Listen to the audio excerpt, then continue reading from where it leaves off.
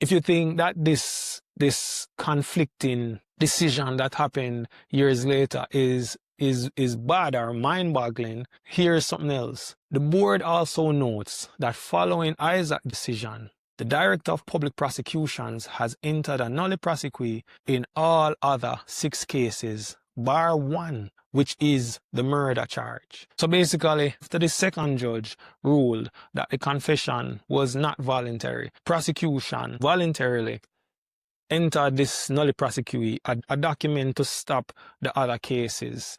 But it kept the murder case going.